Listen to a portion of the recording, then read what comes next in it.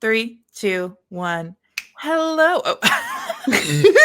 You just did like you were gonna do a Z snap of yes, girl. 3, 2, 1. Hello. Welcome to Say Smut, a literary podcast for readers and non-readers. Thanks so much for being with us today. Who are we? Well, let me tell you, that's Sarah, and she loves books. And that's Hope. She likes snapping and talking to me about books. My two favorite pastimes. 1, snapping. 2, talking to Sarah about books.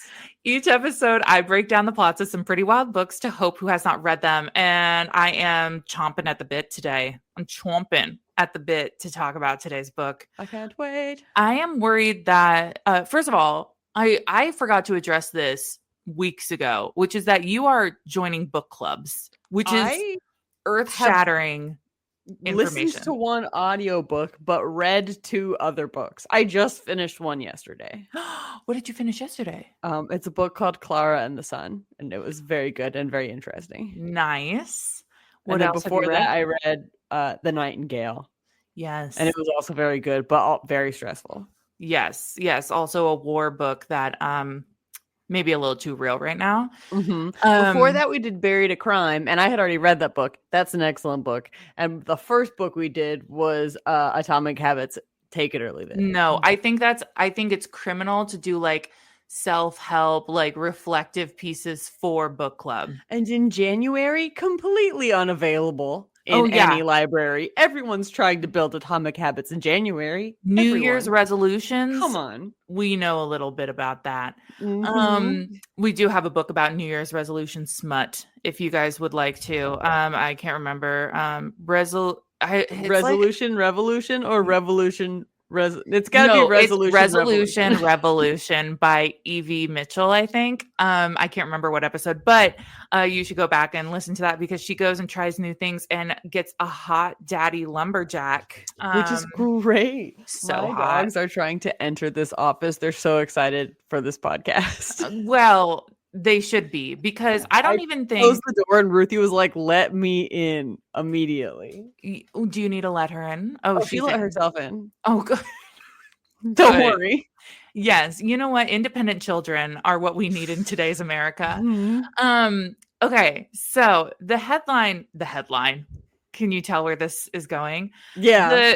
The title of this book might be too long to even put. I don't know how many characters we're allowed to put on our podcast episode titles. It'll be fun to find out. Yes. Where the limit is.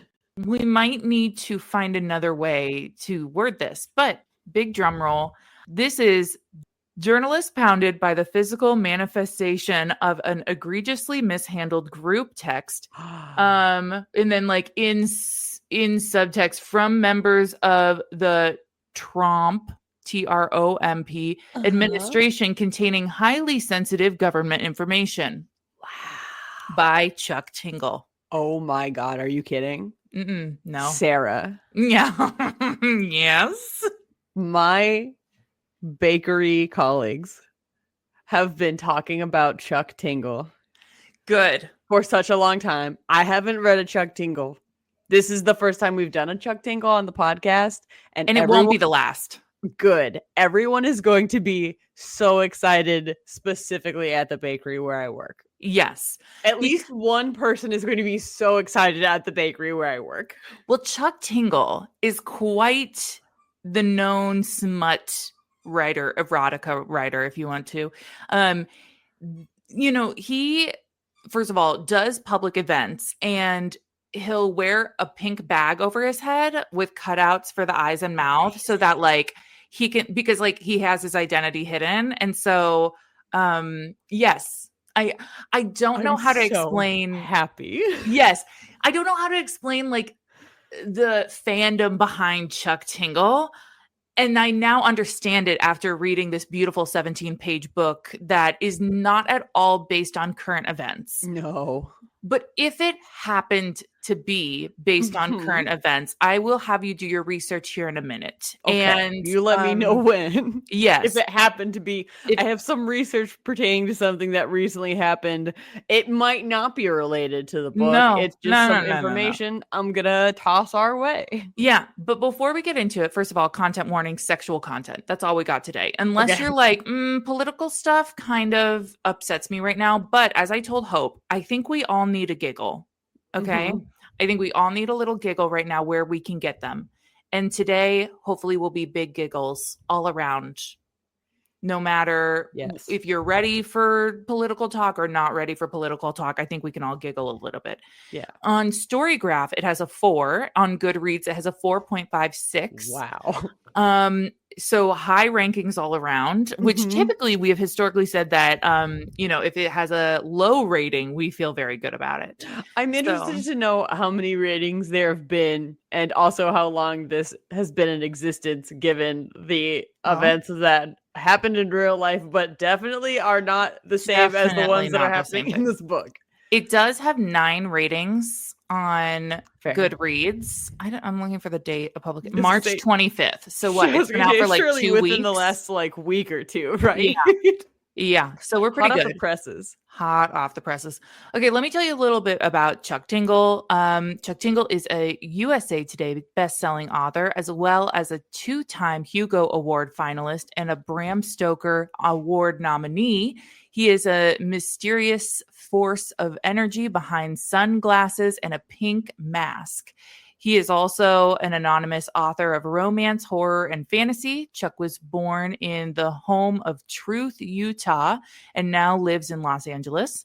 Chuck writes to prove love is real because love is the most important tool we have when resisting the endless cosmic void. Not everything people say about Chuck is true, but the most important parts are.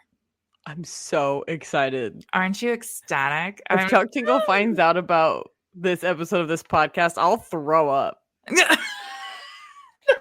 I'm so excited. What if Chuck's listening? Chuck's listening, and he's like, "I don't want to make her throw up," and then just stops listening. Just will not interact with these people. Just one of them might throw up about it. He's like, "I'm not going to be responsible for vomit in any place of this universe."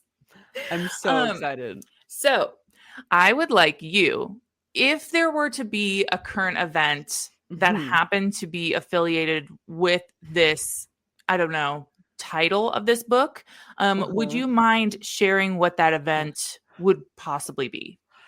Okay, so look, this is a safe space. I hope you know that. You, Sarah, you, the listener, I hope we all know that you can come here and you can be honest with me. Unless you're fearful of throw up, then Chuck Tingle, please stop listening. Unless you're concerned that my enthusiasm will result in my own vomit. This is a safe place. So with that in mind, I'm going to ask a couple of questions, and I just want them to be answered honestly. I'll be honest too. Have you ever been talking to shit to someone via text or a message? Specifically on a phone, but then you send it and you're like, oh shit, I just sent that to the person I am texting shit about. Have you ever been in that scenario? Because I'll say I have, if it makes anyone comfortable. I just want to know if you've been in a situation similar to that. Yes, but I've been in a more petrifying situation, which is that I was talking to my side boy, and he didn't believe something I said, so I screenshotted an earlier sexual conversation we had been having and sent it back to him, and then I forgot that I had that screenshot in my photos, and then I was going to send something to my dad, and I thought it was the last thing I had in my folder, and then I accidentally sent my dad and my stepmom a screenshot of a conversation with spicy meatballs. No, that was the most petrifying thing I've ever had happen. I've just straight up been talking shit about a terrible college roommate and sent it to her. Look, sometimes people need to handle the truth. It's a relatable situation, right? Yeah. Similarly, just a second one real quick. Have you ever, maybe had a best friend that you work with? And I know this is a stretch for us. And so maybe you message them on Outlook or perhaps Slack or wherever your work communication is, just regular stuff not related to work. And then just kind of after the fact, been like, yikes, I probably shouldn't be having this conversation on work related communication platforms. Absolutely. I know I have. Yes. been And you there. and I got in the habit of using Facebook because we were on social media so much for Yes. work. So that kind of got us around that problem a little Our bit. friendship is the only reason I continue to have Facebook today. Excellent. I'm so glad. We are keeping Meta from going under. We simply can't be bothered to text each other. I don't know why. It's how Makes many no years sense. has this been? We just don't do it.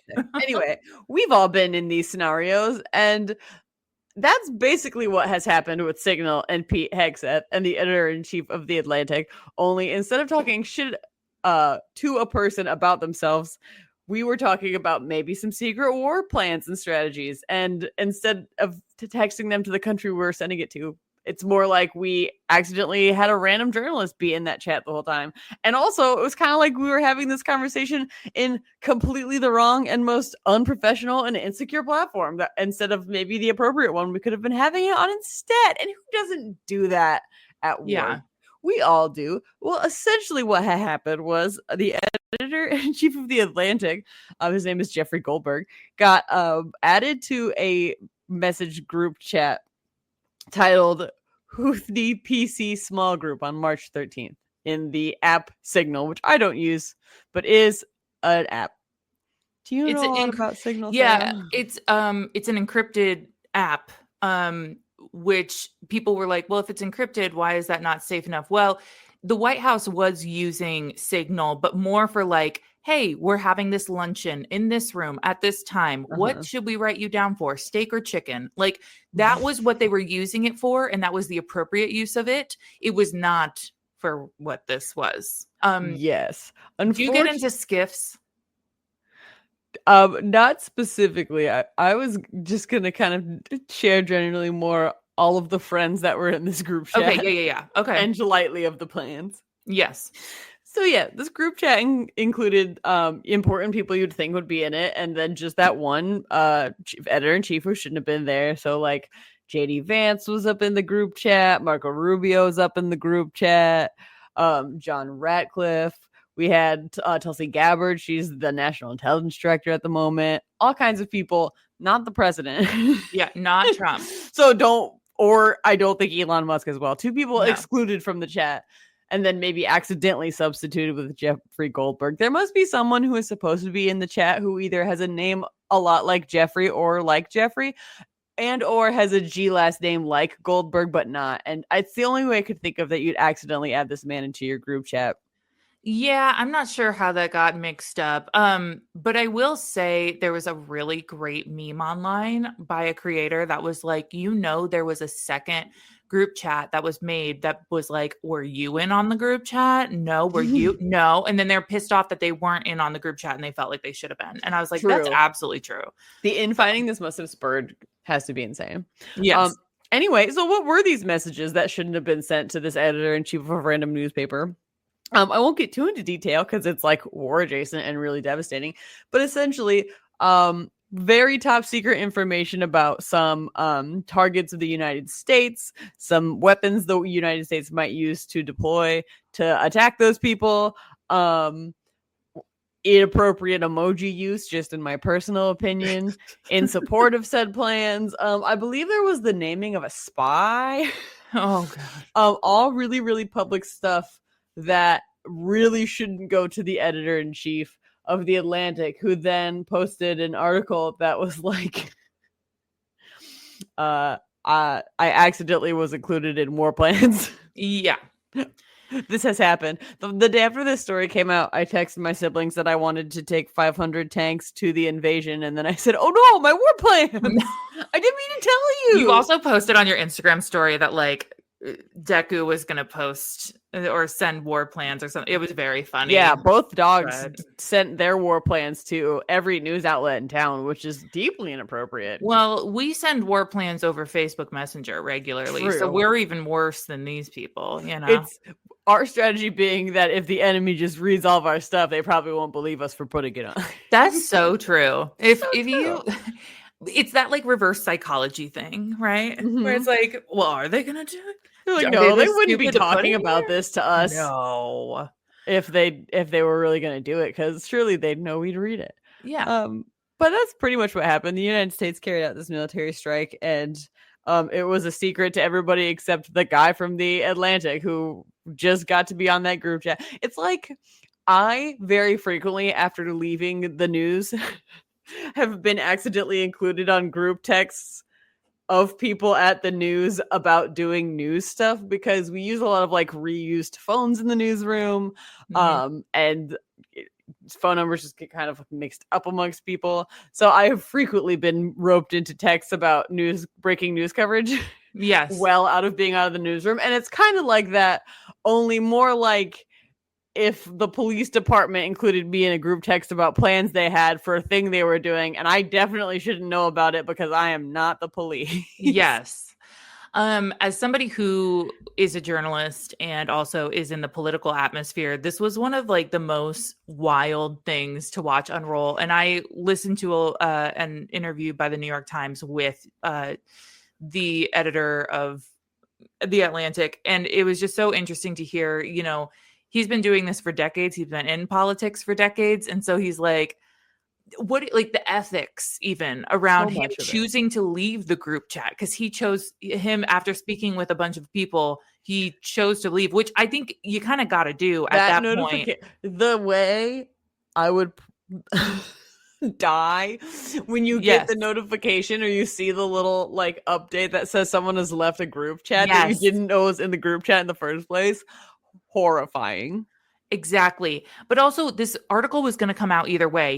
They weren't going to keep messaging this group chat. That wasn't going to happen. So it was like, it was cleaner for him to wash his hands of this, than to keep trying to stay on. But I do, thank God it fell into the hands of somebody who was responsible with the information than somebody who, like, I don't know, could have sold that information to foreign adversaries. Like, or just somebody like me whose immediate thought was, what GIF would I send into the group chat after the war plans were sent to let them know that I've also been here the whole time? It's like that. What if you sent right before you left the group chat that Homer Simpson GIF that was like that, just slowly like disappearing into the bush, and then you leave the group chat. And then you're like, see you guys. Because I don't know what sort of punishment it would result for me personally as a journalist if I had done that and was in this man's shoes, but I would have done, like, I would have left the group chat, but I would have sent a really funny GIF, not unlike that one before. Yes. Or I'd be like, I love a group project. Like, that's what I would have sent. Like, or like just the big side eye emoji, and nothing else, and then I leave. But for those who don't know, I think it's important to realize, like, I'm also a professor, so like I had to explain this to my students, that SCIFs, which is an acronym, and it talks about like a secure line to talk about things like this. People will have SCIFs set up in their house, like in the basement, and it's a way they build it out, literally physically build it out, so that there's no way that people can like eavesdrop or bug or spy or anything like that. But they have to like get on the phone and talk about these things, or have to be in a room with each other. So that's why even though it's an encrypted quote unquote app, it's also still an app owned by a private company that you're talking about these things. So even though the things same are way encrypted, that when Snapchat first came out, we're like, yeah, we can all definitely send nudes on Snapchat. No one's gonna keep them or see them other than the person was like, of course that's not true. no. So and like it was baffling to me also as somebody in the news who watched Pete Hegseth say repeatedly, we didn't talk about war plans. When are you talking? We didn't talk about war plans. And I'm like, they literally sent an itinerary of what happened. It's like a remix of Shaggy's It Wasn't Me, but about whether or not you text war plans in a group chat. Yeah. So thank you so much for giving us a little recap. Yeah, you're welcome for this completely irrelevant news update. I can't wait to hear about the totally unrelated story we're about to talk about. Well, just a reminder, our headline is Journalist Pounded by the Physical Manifestation of an Egregiously Mishandled Group Text. And then the subhead is, it's very small. From members of the Tromp, I feel like I have to emphasize the O in there. Tromp. It's not, it's spelled different. Yes. Containing highly sensitive government information. Okay. So we enter on a chaotic newsroom where Jeff, senior editor of the Atlantica magazine, is confronted by his boss, Gorbin. Their relationship isn't the best because Jeff is a journalist through and through, while Gorbin, I want to emphasize how bad this name is. Gorbin is a businessman and really only sees kind of the dollar signs, right? Look, we've been there. Oh, have we been there? Gorbin pulls Jeff aside for a meeting, noting that it seems like a busy day. Quote, lots of typing going on, people getting it done, end quote. You know that is something somebody who we formerly worked for would have absolutely said. That specific phrasing. Just my what are you trying to say here? I was just thinking about a specific instance post tornadoes, and I'm just gonna cut it off. We'll talk about it off air. Talk about it. We could be sued for so many things in this specific episode. I'm a humble baker. I don't know. Yeah, I have no idea what you're talking about.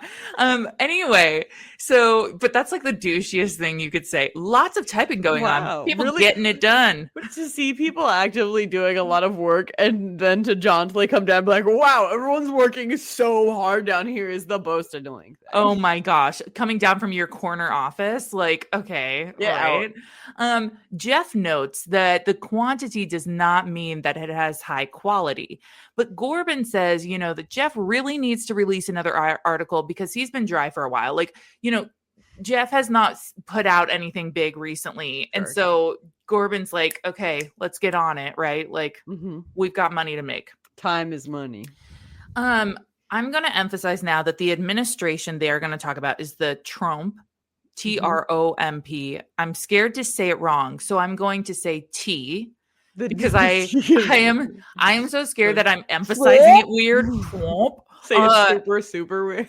So moving on, I'm going to only call it T so that I don't slip up in case this were, I don't know, based on any real events. Sure, but every time you say that, I'm going to say, oh, you mean the Tromp? Okay, well, you're going to be saying that a lot. Please. God. Okay. So Jeff says, quote, I know we're here to follow the news, but with T in office, things have just gotten so absurd all the time. Like there's simultaneously too much to cover and yet absolutely nothing worth writing about. Most of it has no substance at all. Renaming Greenland to Red, White, and Blue Land.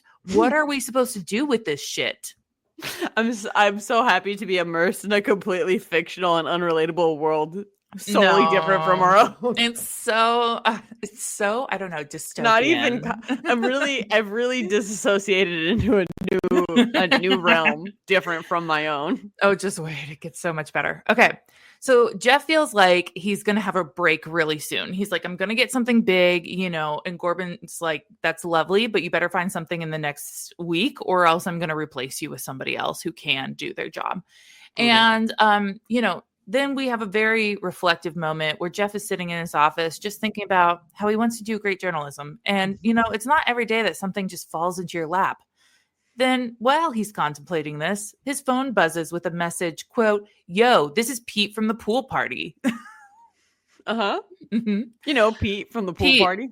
Jeff doesn't know this number, but he realizes it's in with a bunch of other contacts, and immediately he thinks it's a prank because he hasn't even been to any pool parties lately, and he doesn't even know a Pete. No, so, I don't know a single Pete, especially not ones who has invited me to any recent pool parties. Okay, but you've seen those scams where people will text you like they know you, and it's like, hey, I have that recipe, and they're relying on you being nice, and I that's immediately what I would think it is. Sure. Yeah, I mean, the second I get a message of any kind from some number that's not under a person's name on my phone, I will delete it. Yes. So Jeff asks the group chat, Pete who? A response comes. Pete Hedge, Secretary of Defending Dad Ass. Yep. Sorry, I'm nodding my head. Nodding. Yes. She's nodding so I'm just hard. being like, of course. Yes. So people are reacting to the messages and like GIFs and whatnot. And one person sends a meme of Elno Mork jumping awkwardly. Mm-hmm. Not Elno Mork. Not Elno. so embarrassing. I heard he recently tried to buy an election. If we were to write Elno's character, we would just make him such, a douchebag who, I don't know, tries to run a coup against the government. Crazy. So anyway, but after looking at some of the contacts, Jeff realizes that some of them are real because these are contacts of high up leadership that he's confirmed, and he's used these numbers for other stories he's worked on. Sure. So maybe this could be Pete Hedge, the defense of that ass. So he's screenshotting. He's screen recording. He's backing them up on servers. And he's like, I need to get a story from this, right? I need to find out about the pool party he thinks I was at. What pool party did they have? Why wasn't I really invited? So one person says, quote, T made me so happy today. He let me kiss his nip naps in the Oval Office. And then someone else responds, good job, Elno. You are a really great nip nap pamper. Wow. Yeah. So, they're just high-fiving. It's definitely the boys club in here. Gotta get those nip naps. It's like locker room talk for sure. Mm-hmm. And Jeff thinks to himself, quote, the government security implications here are astonishing, a truly shocking display of ineptitude for a group of people who have already shown themselves to be just as incompetent as they come. I didn't think that the T administration had it in them to be this stupid, but now they're striving to outdo themselves. I feel for you, Jeff. I feel for you. I don't know what you mean, Sarah. This is completely unrelated to current events. As we've established numerous times now, but suspend your disbelief, Sarah. Stuff like this doesn't happen in real life. No, it never happens. And, even Jeff is thinking this is not real. There's no way this is real. This is just a bunch of locker talk. And then the defense of that ass. And then a big file gets uploaded to the group chat containing hundreds of documents titled Top Secret Plans. Do not share. This is serious. In case you were wondering. So it's like in college when you save your final paper 5 times, so you keep saving it like final paper, final, this one, hope, final, absolute, ultimate, the final real paper, final. this one. Yeah. Real final. So this is obviously the holy grail, right? Jeff is hurrying around his office and he's like trying to get everything saved. He's like, I don't even know where to start. Like, this is a gold mine. And he hears a, hey, come from behind him. Oh. Quote, I stop abruptly, then slowly turning to find an enormous phone is floating in my office, bathing me in the pale glow of his screen. The group text is emblazoned on his muscular chest. Interesting. You got any more thoughts? No. Okay. Got it. A big cell phone. What I'm hearing big is cell phone. Big cell. Do you think big muscle cell phone? Do you think that this is an Apple phone? It's got to be an Apple phone. I mean, in my head it is because my phone is, so I'm just associating it with the thing that I already have. That's fair. Yeah. Okay. Jeff's like, quote, oh, hey, I didn't hear anyone come in. And the phone was like, quote, well, that's because I didn't come in. You manifested me.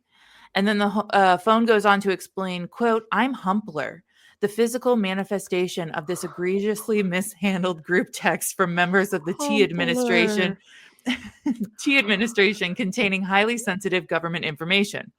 He goes on to say, quote, sorry to interrupt. I don't really have much control over where I appear, 1 minute I'm floating in the vastness of non-existence. The next minute I'm watching you fly around your office plugging in hard drives. Oh my God, isn't that life though? Yeah. And Jeff's like, well, it's great to see you. But like Jeff is so chill. He's like, it's so great to see you. Yeah, but no I'm concerns about this manifestation whatsoever. He's like, I'm honestly kind of in the middle of something. I really wish we could stay and chat, but like, I got work to do. And Humpler says, no, I totally understand. I'll just head out. And Jeff's like, you just have to walk out this door, go down the hallway. I can call you a cab if you want. And he's like, no, it's okay. And then all of a sudden Jeff goes, wait, no, I can't have you leave. Quote, you're a breaking story. If you go out there, well, this isn't quite ready to publish just yet. I need to vet some things. So Humpler says, I understand. I can stick around in here until you're ready. Great. Yeah, so he just hangs out. You know how breaking news waits for you? Yeah, breaking news waits for you. It's always been my to be ready. experience. So Jeff is struggling with the story, and Humpler notices from where he's sitting. And Jeff confides in Humpler that, quote, the tea administration is so terrible that nothing seems to matter. If everything is bad, then nothing seems to gain any traction. This one, though, this is something else. Moral of the story is that Jeff is so stressed and he feels like he can't even write this thing correctly. So Humpler asks, quote, you know what always helps me relax when I'm stressed out? Is it fuck it? Jeff's like, why don't you tell me, big boy? No, he didn't actually say that. But there's now tension, right? There's tension in the room. Yeah, it's getting sexual a little bit. While Jeff should be focusing on this story, he's now being seduced by this floating massive phone. And suddenly the tension breaks and they rush together from across the room in a passionate kiss. That's beautiful. Quote, what is he kissing? A flat screen? Does the screen have a face? Will you wait a second? I'm sorry. I'm so excited. Quote, my hands get to work exploring the well-crafted design of his flat rectangular body, reaming, I don't know what I meant here. Reaming up and down, reaching up and down, maybe. His smooth edge. Someone named the Tulse has been adding to the thread, but I ignore it, focusing instead on Humpler's muscular chest. Not the Tulse. The Tulse. Humpler then strips Jeff, and an enormous rod starts swelling from the front of Humpler's quote unquote body, extending off the screen. Okay, if you say so. No, like literally a penis just grows from the screen.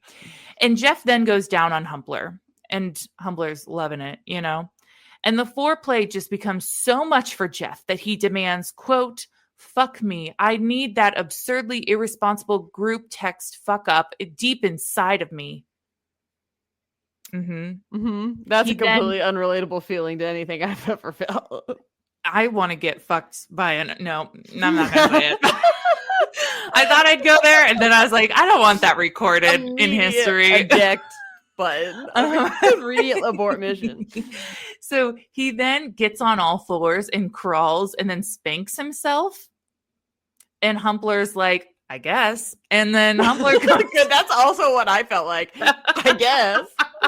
I have to say, as somebody who read this firsthand, I can say that Humpler, like, not that Humpler's not into it, but it feels like Jeff is a little too enthusiastic, whereas Humpler's like, I guess, like, we're doing this. I can tell that Jeff's been dry for a story for a while. Yeah, he has been. He wants this so bad. So Humpler floats up behind him, and they proceed to have anal sex. And they both have wonderful orgasms, in which also Jeff has an orgasm that spills onto the carpet of his office. And I don't know how you explain that to HR. I will say that we do know that the phone Humpler does ejaculate inside of Jeff. We don't know any context behind that ejaculation, though. A penis just protruded from a flat phone screen. I don't even know what to say anymore. I don't even know what liquid would come from. Yeah. If there you guys are no liquid in a phone. No. If you guys are new to our podcast, there are a lot of times where they have crazy ejaculation or crazy penises. So I'm just saying, and sometimes we've argued like, no, we don't really need to have this description. Right. And I would argue that this is a time that we don't need to have a description. This is fine. There's so much unexplained in this. I disagree. 17 pages. Let me explain why. In most situations, it's relatively obvious. In a situation where the love interest is, I don't know, an inanimate object, generally speaking, like a phone. Yeah. I think you pretty specifically owe me the explanation of how this works. Well, when we had the hockey stick, it wasn't anything. It was like a gust of cold air. Like, which kind of we knew sense. that because it was explained to us that it was cold gust of wind. That's what I'm saying. Yes. So what I'm saying is, like, we could have not. Look, I don't want to tell Chuck Tingle how to do his job. Obviously, he's doing an extremely great job with these extraordinarily fiction pieces.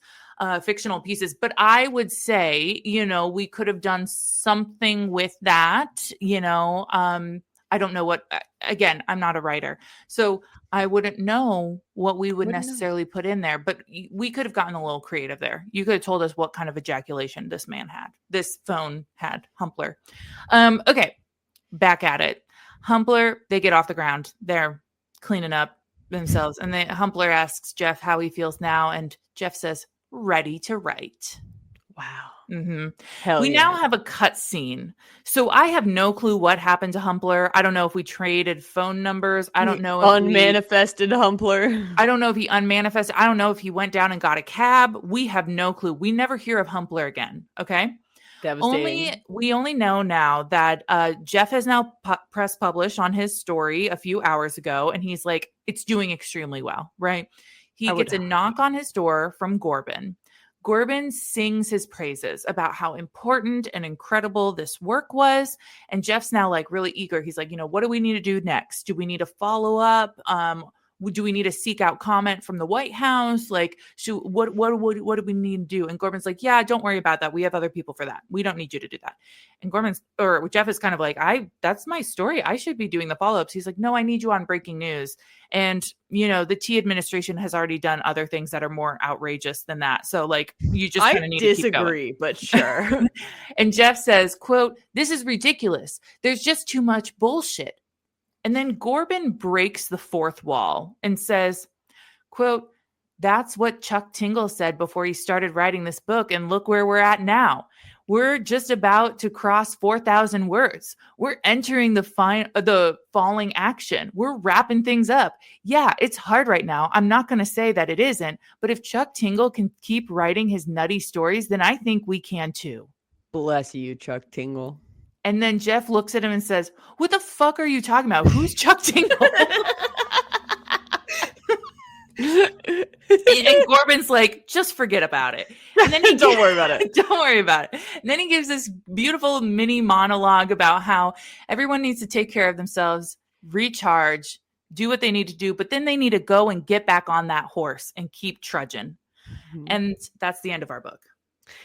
So, clarifying question, does the phone have a face or no? Okay, you're going to see a picture. Okay. So you can determine. It's just tricky because I am trying to draw a picture and it's just not I would say yes. Okay. So that is our book. I will say, the sex was very descriptive for a 17-page book, but I'll also say that there wasn't anything crazy kinky about it other than like the tulse showing up on the screen and like, a penis erecting out of a phone screen.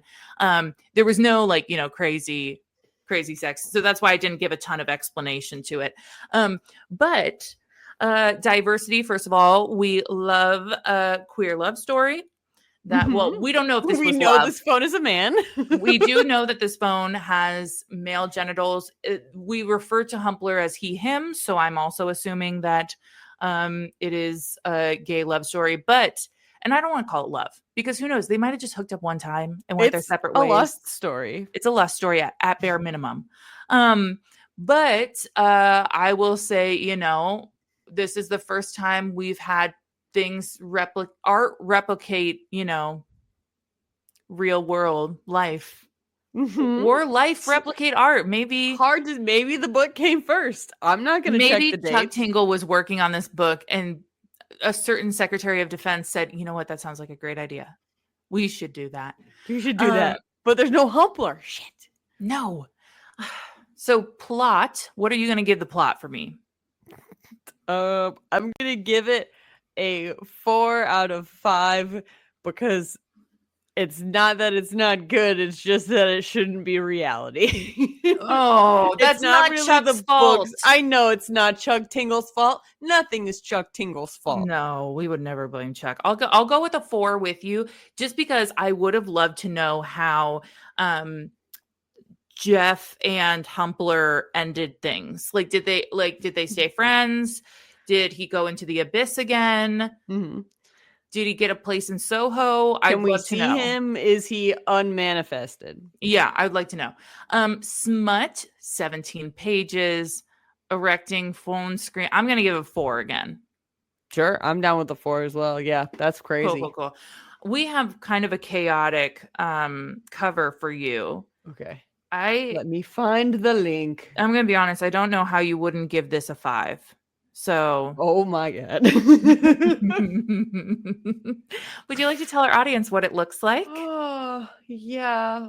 Well, the majority, like the top third Yeah. is just all title, text. baby. Yep. Journalist pounded by the physical manifestation of an egregiously mishandled group text. Yeah, From members of the Tromp administration containing highly sensitive government information. But after that, you get a shirtless, like a man, just a regular old dude. He's got some glasses on. That's how you know he works in government. Yeah. No, he doesn't work in government. Sorry, He not in works government, in the journalism. news. Mm-hmm. Much like Clark Kent Yeah. had glasses because he was in the news. Yes. Same deal. Yeah, and he's wearing shorts. I don't know what's going on. It's not important. Those are pants, but whatever. They sort of look like swim trunks. They do. There's a tie happening. It's making me confused. Anyway, to the side of him is most definitely an iPhone. Yes. Is the first thing I'm going to say. That just in the middle of the screen, it does, like, the screen generally has a group chat, but then kind of overall the text is just a dude's whole face, just the face of a man and no other part of a man's body on a screen, which is great because then you can imagine in the white underneath him just a penis comes out. Yeah. I assume it looks human because the face is just a regular human man's face. And then underneath that is all of the accolades that Chuck Tingle deserves. I will also say that they are in an office. Like, and the they're background is an office. Well, and that's obviously a newsroom. Yes, that is clearly a newsroom and not a stock photo. I'm giving this a 5. I'm also giving this a 5. And then I would like for you to go on Facebook Messenger and then rate the picture I've drawn and sent to you. Oh my gosh. Hold on. I need to get over to Facebook. Oh my Jesus Christ. Oh my God. You put the emojis in there. Okay. It is clearly better than what is on Chuck Tingle's cover because we do have abs and a bulge. And a growing bulge. Way too close to the abs, I realized in hindsight. But why? I mean, like, down on paper, you can't undo it. We don't know the anatomy of Humpler truly. Yeah.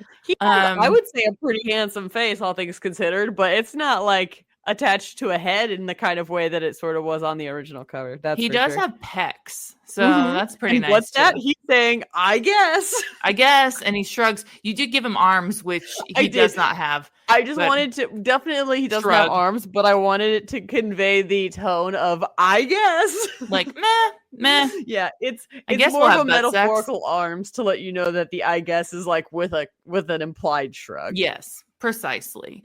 Okay, so we have the exact same score. Let me get, because I'm so good at math. Okay. We both did an 86%. That's great, Chuck. We are so excited to do future books by you. Okay. What was your Say Smut moment from the book? A penis just grew out of a phone. I'm less concerned about the phone just manifesting big behind you, and also that it was pretty sexy and horny kind of the whole time. I'm mostly concerned about the penis. Yeah, I'm also concerned that, like, okay, here's my philosophical answer of this. Bear with me. But philosophical, Sarah.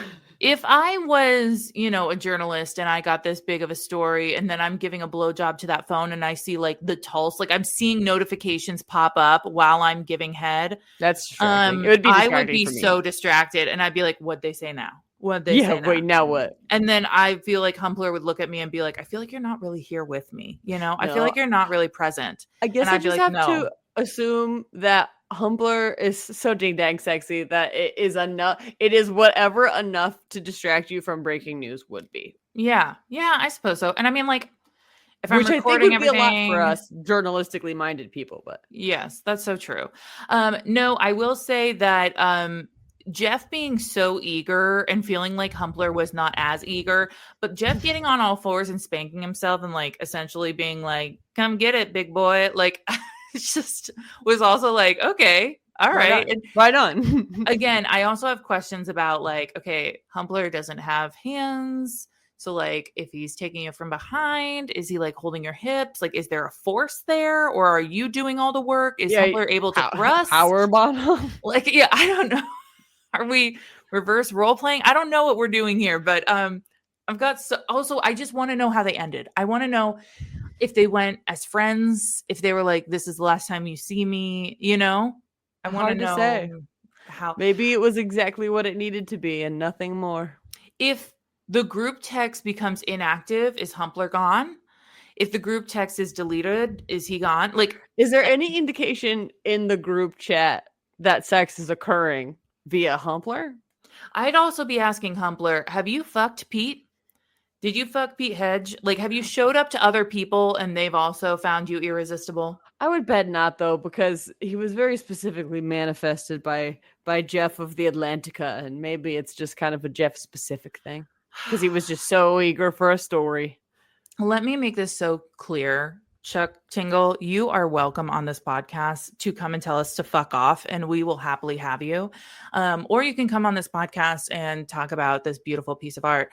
But either way, we had a blast with it. Did we not? I am so happy. Yes. Just a little fun giggle here and there. I've been eager at some point to encounter a Chuck Tingle. My bakery friends are going to be so excited. Yeah. And there are so many. He has so many books. So we will come back to you, Chuck, in hopefully the near future. But in the meantime, you can find us, if you so choose, on TikTok and Instagram at saysmutpodcast.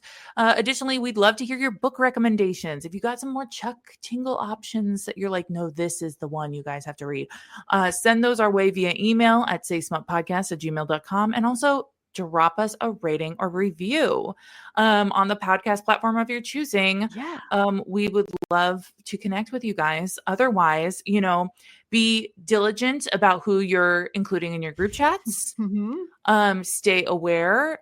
Take care of yourself. No government secrets. No, you guys.